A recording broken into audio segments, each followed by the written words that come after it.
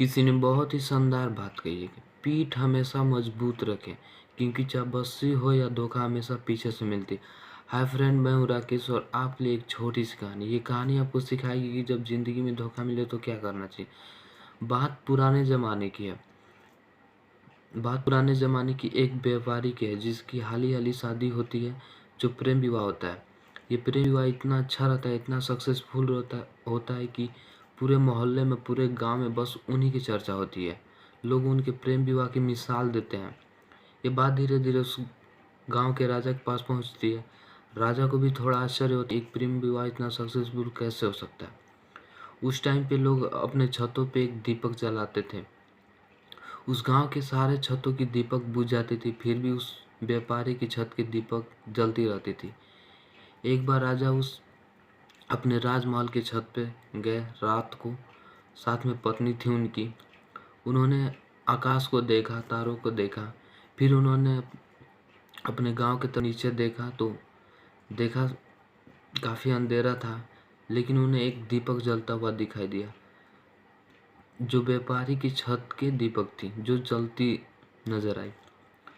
तो राजा रानी भी आपस में बात करने लगे, ये उस व्यापारी की छत है जिसकी दीपक अभी भी चल रही है। लेकिन उनके प्रेम विवाह के बारे में लोग चर्चा करने लगे। दोनों लोग अपने में चर्चा करने लगे कि एक प्रेम विवाह इतना सक्सेसफुल कैसे हो सकता है। तो राजा ने कहा, वो व्यापारी जो है ना, उसको अच्छे से समझे कि रिश्तों को कैसे चलाते हैं, रिश्तों को कैसे आगे बढ़ाते हैं, इसलिए उनका प्रेम विवाह इतना अच्छा है। तो रानी को थोड़ा बुरा लगा और उन्होंने कहा, नहीं नहीं, वो जो व्यापारी की पत्नी ना, वो अच्छी है, उसको रिश्तों को चलाने की समझ काफ़ी अच्छी है, इसीलिए उन दोनों में इतना अच्छा रिश्ता है। तो दोनों में बहस होने लगी, चर्चा होने लगी। फिर उन्होंने एक दिमाग लगाया। राजा ने कहा, क्यों ना हम दोनों की टेस्ट लेते हैं, क्यों ना हम दोनों को चेक करें कि वाकई में उनके बीच में प्यार है या नहीं है। तो फिर अगले सुबह उन्होंने एक उपाय बनाया, एक आइडिया बनाया कि हम ऐसा करेंगे और इस तरह से हम उनके प्रेम विवाह की चेक करेंगे। तो टेस्ट होना था व्यापारी का। तो रानी ने अपने दासी को बुलाई और कहा कि जाओ उस व्यापारी को ये बातें कह के आओ। तो दासी गई व्यापारी के घर।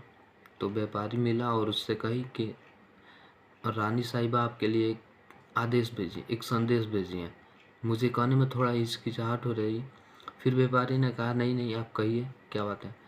तो दासी ने कही कि रानी साहब आपसे मग्न-मोहित हो गई हैं, आपसे प्रभावित हो गई हैं, आपको पसंद करने लगी हैं। यदि आप अपने पत्नी की हत्या कर देते हैं तो वो आपसे शादी कर लेंगी। तो व्यापारी ने कहा, नहीं नहीं, आप जाके उनसे बोल दीजिएगा कि उनके जैसी 1000 रानियाँ भी आ जाए या उनसे कई गुना सुंदर भी आ जाए तो मैं अपने पत्नी को नहीं छोड़ूंगा, क्योंकि हम मरेंगे जिएंगे तो अपने पत्नी के साथ ही मरेंगे जिएंगे। तो दासी आई दौड़ते दौड़ते और ये सारी बातें रानी को बताई। अब टेस्ट होना था व्यापारी के पत्नी की। राजा ने एक नौकर को बुलाया, फिर उसने कहा, जाओ ये बातें लेकर के व्यापारी के पत्नी से बोलो। तो राजा का नौकर गया व्यापारी के घर उसी दिन।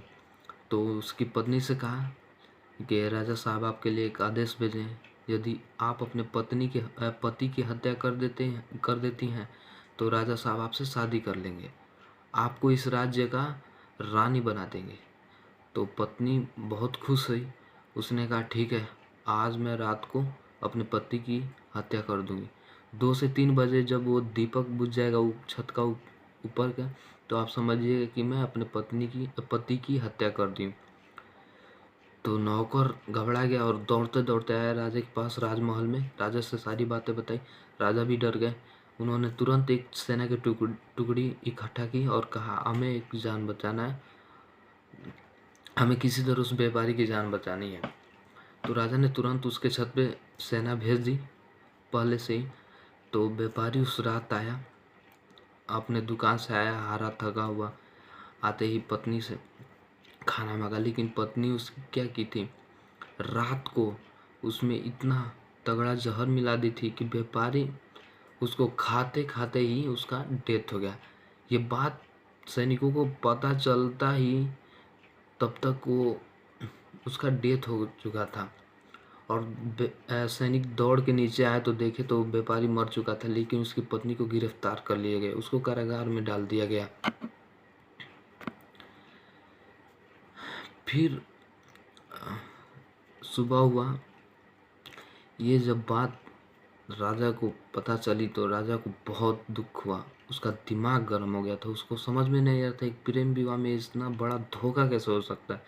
राजा का दिमाग खराब हो गया था, वो काफ़ी परेशान था इस धोखाबाजी से। राजा ने तुरंत अपने मंत्री को बुलाया, जो सब बुद्धिमान था, सेनापति भी था। राजा ने कहा कि इस गांव में जितनी भी महिलाएं सर कट जाने चाहिए। मैं जा रहा हूँ जंगल में और मेरे वापस आने से पहले इस गांव की सारी महिलाओं के सर कट जाने चाहिए। और इतना कह करके राजा जंगल में चला गया। अब सेनापति का दिमाग हो गया कि राजा ने ये क्या कह दिया, सभी महिलाओं का सर काटने के लिए। अब सेनापति भी एकदम परेशान, हैरान। उसने तुरंत अपने घर गया और जाके अपने बूढ़े पिता से सारी बातें बताई कि राजा ने कहा है कि मेरे वापस आने से पहले इस गांव के सभी महिलाओं का सर कट जाने चाहिए। तो उसके बूढ़े पिता ने कहा ठीक है, तुम जाके छुप जाओ, क्योंकि राजा आएगा तो सीधे तुम्हारे पास आएगा। शाम को वापस राजा आता है जंगल से, देखता है कि उसके गांव में सारी महिलाएं वैसे ही घूम रही हैं। तो राजा का दिमाग तो और ही गर्म हो गया और वो परेशान हो गया कि ये कैसे हो सकता। तुरंत आया राजमहल में, सेनापति को खोजा, वहाँ पे सेनापति नहीं था। फिर उसने तुरंत सेनापति के घर गया, वहाँ पे देखा तो वहाँ भी नहीं था, सेनापति के बूढ़े पिताजी थे। तो राजा ने पूछा कहाँ है आपका बेटा? उसको हमने एक आदेश दिया था लेकिन उसका पालन नहीं किया। अब सबसे पहले मुझे उससे घृणा हो रही, मैं उसका सर काटूंगा। उसके पिता ने कहा ठीक है आप काट लीजिएगा, लेकिन मेरी बात सुनिए। आप एक महिला के जिस विवाह को आप प्रेम विवाह समझ रहे थे वो एक धोखेबाज विवाह निकला। तो आप एक महिला के गलती की वजह से आप परेशान है, इतना हैरान है, और उसकी गलती की वजह से आप सभी महिलाओं से नफरत करते हैं। बात पुराने ज़माने की है। तो उसने कहा आइए मैं एक कहानी सुनाता हूँ आपको, यदि ये कहानी आपको समझ में आएगी तो ठीक है, नहीं तो आप उसका गर्दन सेनापति को जो चाहे वो सजा दे सकते हैं।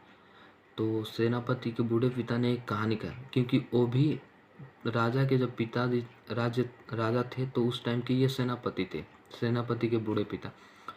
उन्होंने एक कहानी सुनाई राजा को, जो उन्होंने कहा कि एक बार तुम्हारे पिताजी और मैं जंगल में जा रहे थे शिकार खेलने, किसी वजह से हम लोग रास्ते भटक गए जंगल में, और मैं किसी अलग साइड में चला गया, भटक गया था। तो सामने से एक बहुत ही ताकतवर योद्धा आया और मेरे ऊपर रस्सी फेंका, मुझे घसीटते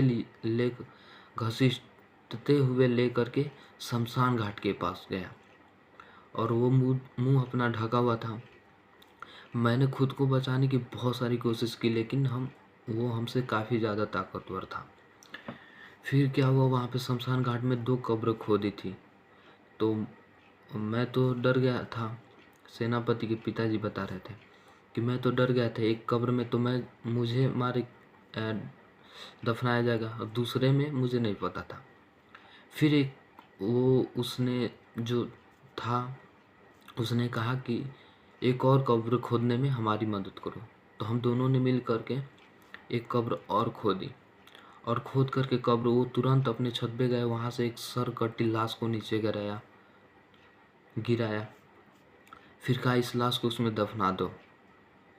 हमने उसको दफना दिया, और मैं अभी भी डर लग रहा था कि दूसरे में तो मैं हूँ, एक में पता नहीं कौन। फिर वो अब जो मुंह ढका था उसको हटाया, तो हमने देखा वो बहुत ही सुंदर कन्या महिला थी। उसने कहा कि ये राजा का लड़का है, इसने मुझे पाने के लिए मेरे पति की हत्या कर दी, जिस पति से मैं बहुत प्यार करती थी। तो वो सेनापति चौंक गया, और उसने कहा, उस महिला ने कही मुझे पता है कि आप कौन है, आप सेनापति हैं। फिर मेरा जब से पति मरा तब से मैं काफ़ी हैरान हो गई, परेशान हो गई। आज मैं खुद को अपने पति के साथ जाना चाहती हूँ, वो जहाँ है वहाँ पे मैं आत्महत्या कर लूँगी और आप इसमें मेरा मदद करेंगे। तो सेनापति ने रोकने की गई, लेकिन उसने आत्महत्या कर ली हो, क्योंकि उसको अपने पति के साथ रहना, तो वो अपने पति से बहुत ज़्यादा लगाव था, उसको बहुत मानती थी। तो ये सारी कहानी सेनापति के बूढ़े पिता ने राजा को कहा, तो राजा को समझ में आ गया कि हाँ। तो सेनापति के बूढ़े पिता ने कहा कि यहाँ पे एक महिला की वजह से आप इतना परेशान है। वहाँ पे देखिए वो महिला अपने पति से कितना प्यार करती थी। तो ये चीज़ें राजा को अच्छे से समझ में आ गई। तो दोस्तों, ये कहानी छोटी ज़रूर है, लेकिन बहुत बड़ी इम्पोर्टेंट मैसेज लेके आती है। कहानी क्या है? ये किसी एक इंसान के गलत हो जाने की वजह से हम सबको गलत नहीं कह सकते। सबको एक तराजू में तौलना गलत है। सब इंसान मान लीजिए आपको किसी एक इंसान ने धोखा दिया, उसके वजह से हम लगते हैं कि नहीं ये लड़का सही है, सारे लड़के गलत हैं, सारे लड़कियां गलत हैं। इस तरह के हम लोग थॉट लाते हैं अपने मन में, तो इस तरह से नहीं होना चाहिए। यदि आपको लाइफ में प्यार मिल रहा है तो आप ना करिए, इतना करिए कि आपके जैसा सारे लोग प्यार करना चाहें। कहानी कैसे लगी आप कमेंट बॉक्स में लिख के बताएं, और इस तरह से मैं अच्छी कहानियाँ और सारे लेकर के आऊँगा। तो वीडियो देखने के लिए थैंक्स, और